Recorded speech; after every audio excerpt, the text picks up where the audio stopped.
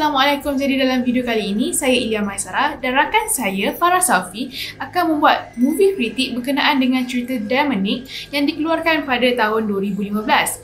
Dalam video ini akan ada banyak sangat spoiler, jadi kalau anda semua nak tahu, jom kita tengok. Demonic merupakan filem seram supernatural Amerika yang dihasilkan oleh James Wan pada tahun 2015. Permulaan filem ini menunjukkan detektif Mark telah menerima panggilan untuk pergi memeriksa sebuah rumah. Di dalam rumah itu, dia menjumpai seorang lelaki yang bernama John. Siapakah John itu? Kenapa dia boleh ada di dalam rumah itu? Okey, Demonic menceritakan tentang berlakunya pembunuhan beramai-ramai pada suatu ketika dahulu di dalam sebuah rumah usang di Louisiana. John dan rakan-rakannya telah pergi ke rumah itu untuk melakukan ritual Magic Circle. Sebab mengapa mereka memilih rumah itu adalah kerana ibu John merupakan salah seorang mangsa di dalam rumah itu. John juga seringkali bermimpikan ibunya yang mengatakan, "Tolong lepaskan ibu, tolong lepaskan ibu." Ini telah mendorong John untuk pergi mencari jawapan kepada persoalannya itu. Filem ini menggunakan teknik keadaan kini dan keadaan flashback di mana kita dapat lihat John telah disoal siasat oleh Dr. Elizabeth untuk mengetahui tentang keberadaan rakan-rakannya yang lain, di mana mereka masuk secara 6 orang, namun hanya John sahaja yang terselamat, manakala 3 orang lagi telah meninggal, manakala 2 lagi telah hilang, iaitu Brian yang merupakan rakannya dan Michelle yang merupakan teman wanitanya. Dan Michelle pula merupakan seorang wanita yang mengandung. Plot twist ini terjadi apabila Brian sebenarnya hidup dan dia telah dikehendaki oleh polis untuk membantu siasatan untuk mencari Michelle pula. Namun dia tidak memberikan kerjasama dan telah melarikan diri ke kedai. Akibat dari tindakannya itu, Brian telah pun ditembak dan menyebabkan detektif Mark terus bergegas ke pangkuannya untuk mengetahui petunjuk tentang keberadaan Michelle pula. Namun dia masih tidak memberikan kerjasama. Rupa-rupanya dia sudah tidak mempunyai lidah dan lidahnya sudah pun dipotong yang menyebabkan dia tidak boleh bercakap sepatah dua kata pun. Namun dia hanya memberikan detektif Mark rantai bersimbolkan salib dan detektif Mark menganggap ia adalah petunjuk tentang keberadaan Michelle. Selepas daripada itu, detektif Mark terus ke rumah itu kembali untuk mencari Michelle. Dalam pada masa yang sama, John yang telah disoal siasat oleh Dr. Elizabeth sebenarnya bukanlah John, namun ia adalah demon, itu syaitan yang menyerupai John. Demon yang berada bersama Dr. Elizabeth telah memberitahunya bahawa dia akan masuk ke dalam kandungan Michelle. Ini kerana pada sebelumnya dia telah menumpang badan ibu John, namun ibu John sempat melarikan diri dan menyebabkan demon itu terperangkap dalam penjaranya sendiri. Dan kini dia telah memilih Michelle pula untuk menggunakan badannya, iaitu dalam kandungan Michelle. Itu apabila Michelle melepasi garisan Magic Circle yang ada di dalam rumah itu, dan secara tidak sedar Michelle sudah pun melepasinya ketika ahli medik membawanya keluar daripada rumah itu.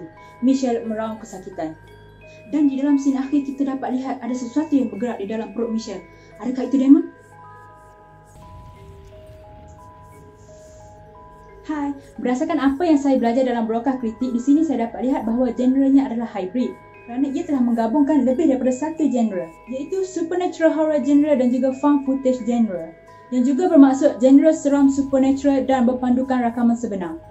Ini dapat dilihat tentang kewujudan syaitan dan demon itu sendiri, dan juga di mana detektif Mark dan juga Dr. Elizabeth telah menggunakan rakaman yang telah dirakam oleh John dan rakan-rakannya untuk melakukan penyiasatan.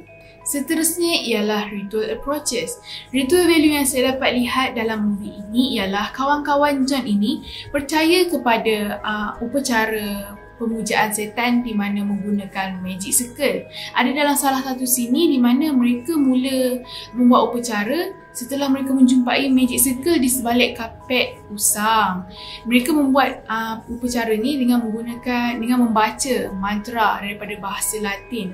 Konflik kat sini berlaku apabila salah seorang daripada rakan mereka telah terlepas tangan ketika upacara tu berlaku. Ini mengakibatkan roh-roh jahat yang mereka tengah puja tu terbebas dan menyebabkan mereka bertindak lebih ganas.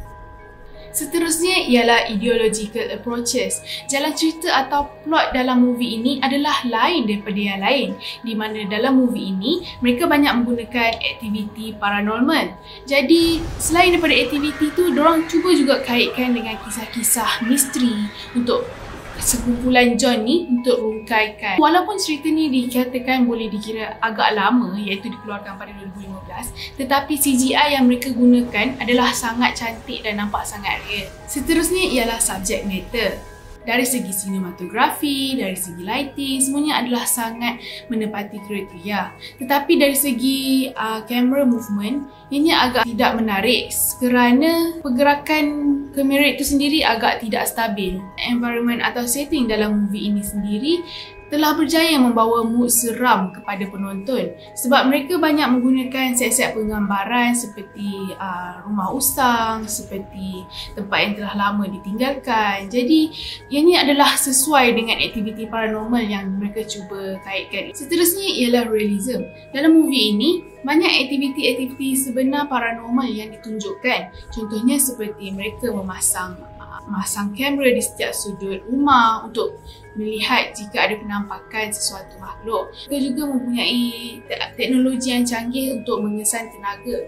Hal ini kerana ianya dikatakan jika alat itu menunjukkan pada tahap maksimum, itu bermakna ada hantu berdekatan dengan mereka. Ada juga mereka menunjukkan teknologi yang canggih di mana mic yang boleh mengesan apa-apa bunyi walaupun sekecil-kecil lalat sehingga degupan jantung. Musim yang digunakan dalam movie Demonic yang diterbitkan oleh James Wan ini adalah pada ketika musim panas.